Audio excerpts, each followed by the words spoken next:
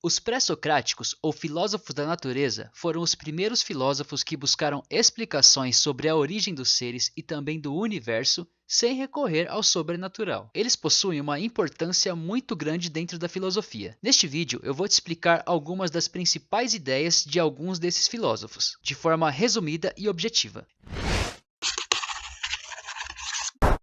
E aí pessoal, beleza? Tudo certo? Meu nome é Paulo, eu sou professor de Geografia e seja muito bem-vindo aqui a Geo Ilustrada. Então bora lá! O primeiro dos filósofos que eu gostaria de destacar no vídeo de hoje é o Tales de Mileto, que viveu por volta de 624 a 547 a.C. aproximadamente. Tales foi o primeiro filósofo a buscar explicar o mundo sem recorrer aos deuses, o que era bem comum na época. Por isso, ele foi chamado posteriormente por Aristóteles como sendo o fundador da filosofia. Ele acreditava que a água era o elemento comum de todas as coisas, que ela era a unidade mínima de todas as matérias. Ou seja, se dissecássemos um elemento até o limite, encontraríamos água. Ele dizia que tudo aquilo que é quente, que é vivo, necessita de umidade para viver.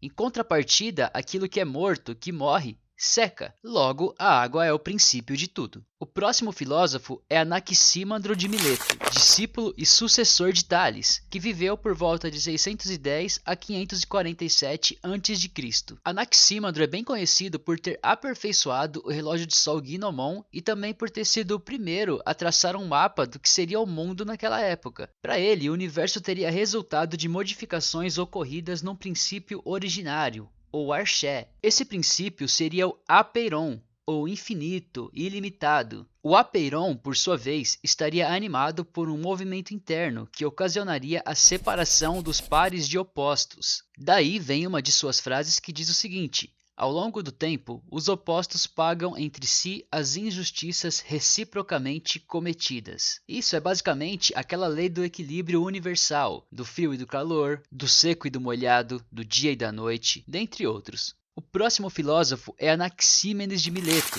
Desse aí, pouca coisa se sabe com exatidão, inclusive as datas de nascimento e de morte. Porém, acredita-se que ele nasceu por volta de 585 a.C.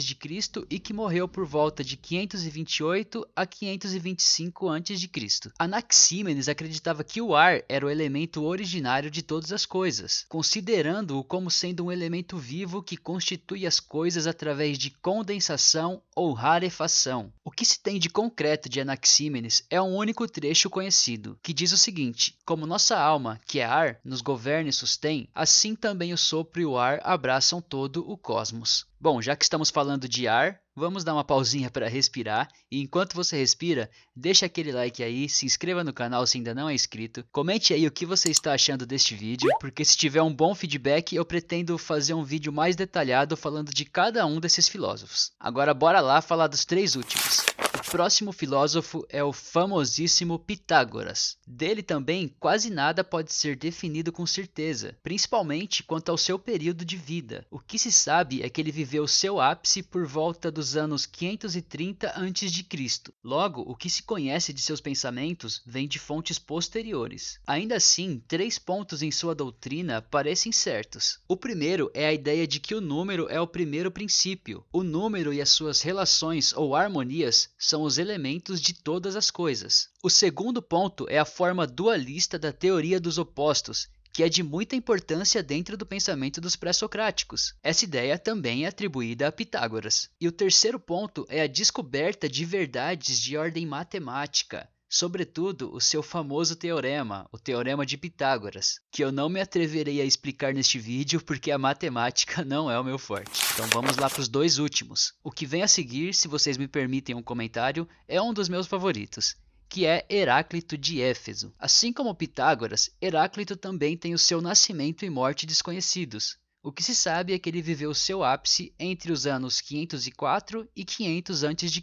Diferente dos demais, Heráclito dizia que o elemento fogo era o elemento originário, que tudo foi feito pelo fogo e tudo se dissipa no fogo. Dessa forma, ele acreditava que tudo era feito através de transformações deste elemento, quer por rarefação, quer por condensação. Heráclito também acreditava muito na ideia de oposição dos contrários, dizendo inclusive que a própria razão, ou a logos, consistiria na unidade profunda que as oposições aparentes ocultam e sugerem. Um outro pensamento marcante de Heráclito, este talvez o mais famoso, é a ideia de que todas as coisas estão em eterno movimento, enfatizando principalmente o caráter mutável da realidade, que o universo está em eterna transformação. É daí que parte aquela sua colocação de que o ser humano não pode entrar duas vezes no mesmo rio, pois da segunda, nem o humano nem o rio serão os mesmos. Para os que entram nos mesmos rios, correm outras e novas águas, diz um de seus fragmentos. Agora bora lá pro desfecho, então muita força aí. O último dos pré-socráticos que eu trago neste vídeo é Parmênides. Assim como os demais, também não há segurança quanto à sua data de nascimento ou de morte. O que se sabe é que ele viveu entre o final do século VI e o começo do século V a.C., e que é nascido em Eleia, na Itália. O que se sabe de suas ideias vem de um poema que ele deixou que apresentava suas principais concepções. Este poema divide-se em 3 partes: o prólogo,